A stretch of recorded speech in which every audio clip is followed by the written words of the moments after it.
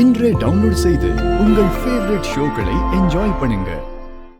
அம்மா தாயே, ஒவ்வொரு மனுஷனும் மற்றவங்க முன்னாடி கையேந்தி நிக்கிறப்போ அவன் மனசுல இருக்கிற ஆணவம், அகங்காரம், கௌரவம் எல்லாம் ஒழிஞ்சு போய் அவன் சாதாரண மனுஷனா தெரியுமா? இன்னைக்கு எனக்கு கிடைச்ச அனுபவம் என் வாழ்க்கையில சில தெளிவான முடிவுகளை எடுக்க வைக்கிறதுக்கு உதவியா இருக்கும்னு நம்புறேன். பாரதிக்கு சீக்கிரமா உடம்பு சரியாகணும்மா, அதுக்கு நீதான் துணை இருக்கணும்.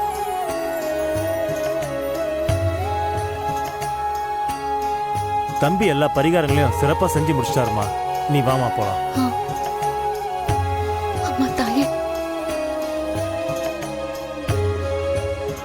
தம்பி, நல்லபடியா தர்மம் வாங்கி அம்மனுக்கு போடுற வேண்டுதலையும் நல்லபடியா நிறைவேற்றிட்டீங்க.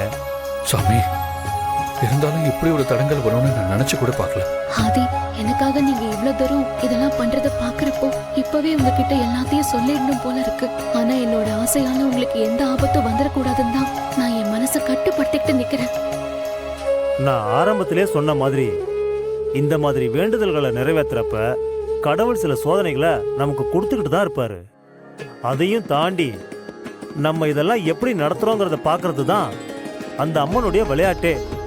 தடங்கள் இருந்தாலும் நீங்க நல்லபடியா முடிச்சிட்டீங்க. சாமி, இதனால எந்த பிரச்சனையும் வராதுல்ல? பாரதிக்கு உடம்பு குணமாயிடும்ல? எல்லாத்துக்கும் சில விதிமுறைகள், சில கட்டுப்பாடுகள் இருக்கு தம்பி. இந்த மாதிரி பரிகாரங்களை நம்ம பண்றப்ப நாம யாருன்னு நமக்கே உணர்றதுக்கு சில விஷயங்கள் நமக்கு நடக்கும். உண்மையை சொல்லணும்னா இந்த 2 பரிகாரங்களையும் நீங்க சரியா செஞ்சு முடிச்சாதான் உங்ககிட்ட மிச்சம் இருக்கிற 3வது பரிகாரத்தை நான் சொல்லணும்னு முடிவு பண்ணியிருந்தேன். எதனால சாமி அப்படி சொல்றீங்க? இந்த மனுஷங்களுக்குள்ள வெறுப்பு, விருப்பு, கோபம், பகை, வெறி, மற்றவங்க நல்லா இருக்கக்கூடாதுன்ற கெட்ட எண்ணம் இத்தனையும் இருந்துகிட்டு தான் இருக்கும். கோவிலை சுத்தம் பண்ணணும்னு முடிவு பண்ணீங்க பாருங்க, அது சாதாரண விஷயம் இல்லை. அதே மாதிரி கையேந்தி தர்மம் வாங்குறதும் அவ்வளவு சுலபமான காரியம் இல்லை. தாங்கிற அகந்த அழிஞ்சு நீங்க இத பண்ணதே நீங்க 3வது பரிகாரத்தையும் பண்றதுக்கு தகுதியானவர்னு சொல்லாம சொல்லிருச்சு.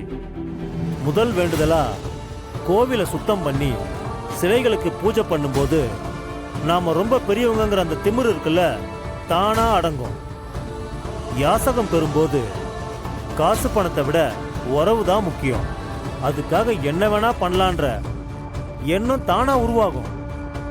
இது 2ம் சரியா பண்ணதுக்கு அப்புறம் தான் உங்களுக்கான முக்கியமான அடுத்த வேண்டுதல் இருக்கு.